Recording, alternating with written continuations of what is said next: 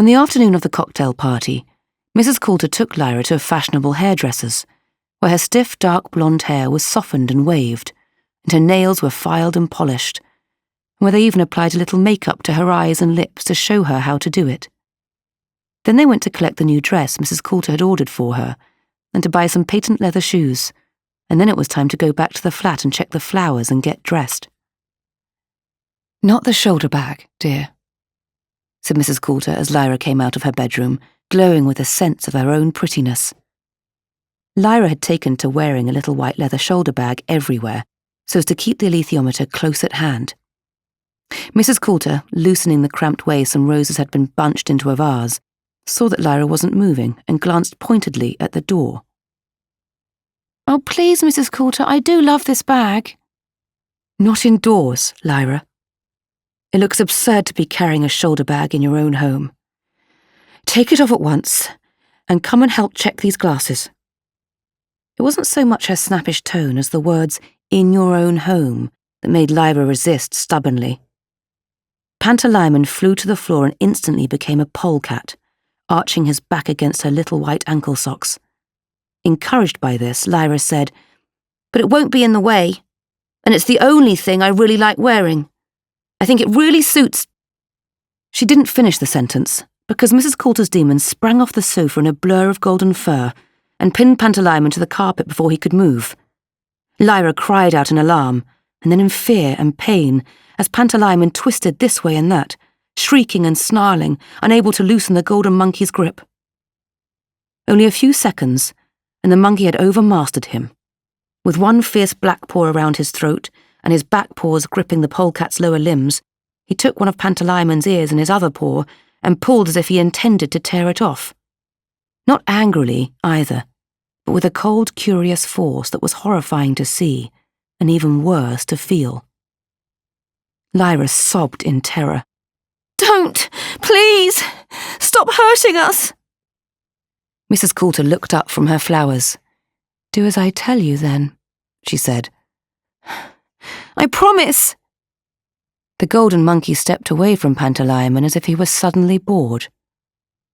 Pantalaimon fled to Lyra at once. She scooped him up to her face to kiss and gentle. "Now, Lyra," said Mrs Coulter. Lyra turned her back abruptly and slammed into her bedroom, but no sooner had she banged the door shut behind her than it opened again. Mrs Coulter was standing there only a foot or two away. "Lyra, if you behave in this coarse and vulgar way, we shall have a confrontation which I will win. Take off that bag this instant. Control that unpleasant frown. Never slam a door again in my hearing or out of it. Now, the first guests will be arriving in a few minutes, and they are going to find you perfectly behaved, sweet, charming, innocent, attentive, delightful in every way. I particularly wish for that, Lyra. Do you understand me?" "Yes, Mrs Coulter." "Then kiss me." She bent a little and offered her cheek. Lyra had to stand on tiptoe to kiss it. She noticed how smooth it was, and the slight perplexing smell of Mrs Coulter's flesh, scented but somehow metallic. She drew away and laid the shoulder bag on her dressing table, before following Mrs Coulter back to the drawing room. "What do you think of the flowers, dear?" said Mrs Coulter as sweetly as if nothing had happened. "I suppose one can't go wrong with roses, but you can have too much of a good thing. Have the caterers brought enough ice? Be a dear and go and ask. Warm drinks are horrid." Lyra found it was quite easy to pretend to be light-hearted and charming, that she was conscious every second of Pantalaimon's disgust and of his hatred for the golden monkey. Presently the doorbell rang, and soon the room was filling up with fashionably dressed ladies and handsome or distinguished men. Lyra moved among them, offering canapes or smiling sweetly and making pretty answers when they spoke to her. She felt like a universal pet, and the second she voiced that thought to herself, Pantalaimon stretched his goldfinch wings and chirruped loudly. She sensed his glee at having proved her right and became a little more retiring. "And where do you go to school, my dear?" said an elderly lady, inspecting Lyra through a lorgnette. I don't go to school, Lyra told her. Really? I thought your mother would have sent you to her old school, a very good place. Lyra was mystified until she realised the old lady's mistake. Oh, she's not my mother. I'm just helping her. I'm her personal assistant, she said importantly. I see. And who are your people?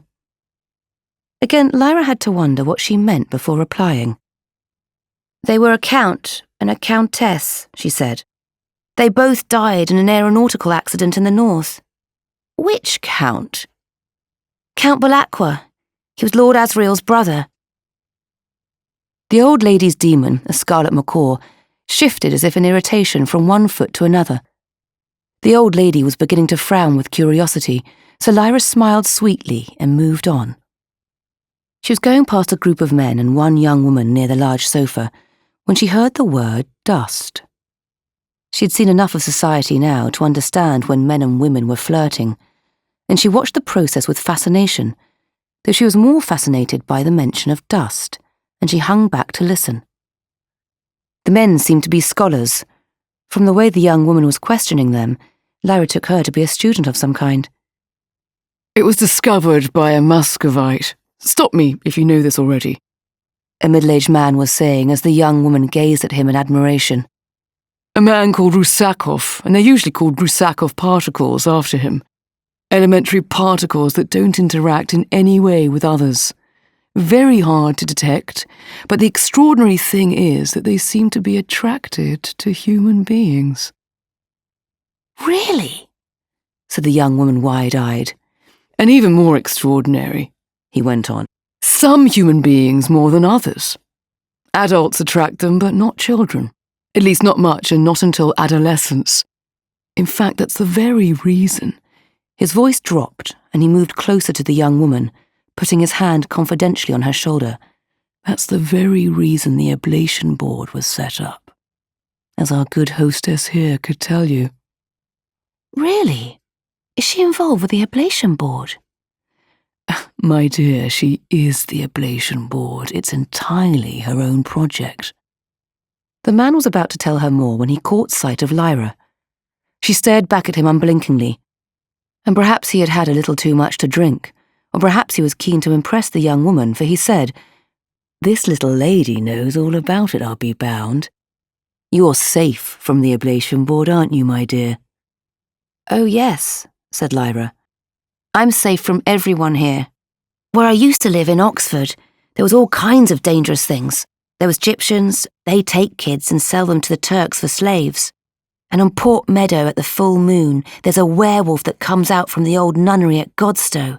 I heard him howling once. And there's the gobblers. That's what I mean, the man said. That's what they call the ablation board, don't they? Lyra felt Pantalaimon tremble suddenly, but he was on his best behaviour. The demons of the two grown-ups, a cat and butterfly, didn't seem to notice. Gobblers, said the young woman. What a peculiar name. Why do they call them gobblers? Lyra was about to tell her one of the blood-curdling stories she'd made up to frighten the Oxford kids with, but the man was already speaking. From the initials, do you see? General Ablation Board. Very old idea, as a matter of fact. In the Middle Ages, parents would give their children to the church to be monks or nuns, and the unfortunate brats were known as oblates. Means a sacrifice, an offering, something of that sort. So the same idea was taken up when they were looking into the dust business, as our little friend probably knows. Why don't you go and talk to Lord Boreal? He added to Lyra directly. I'm sure he'd like to meet Mrs Coulter's protégé. That's him, the man with grey hair and the serpent demon. He wanted to get rid of Lyra so that he could talk more privately with the young woman. Lyra could tell that easily. But the young woman, it seemed, was still interested in Lyra, and slipped away from the man to talk to her. Stop a minute. What's your name? Lyra. I'm Adele Starminster. I'm a journalist. Could I have a quiet word? Thinking it only natural that people should wish to talk to her, Lyra said simply, Yes. The woman's butterfly demon rose into the air, casting about to left and right, and fluttered down to whisper something, at which Adele Starminster said, "Come to the window seat." This was a favourite spot of Lyra's. It overlooked the river, and at this time of night, the lights across on the south bank were glittering brilliantly over their reflections in the black water of the high tide. A line of barges hauled by a tug moved upriver. Adele Starminster sat down and moved along the cushioned seat to make room.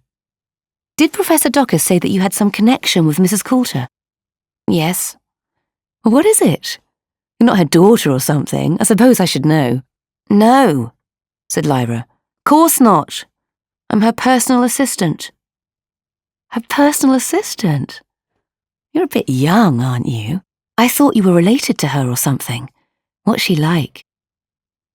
"She's very clever," said Lyra. Before this evening, she would have said much more, but things were changing. "Yes, but personally," Adele Starminster insisted. "I mean, is she friendly or impatient or what? Do you live here with her? What's she like in private?"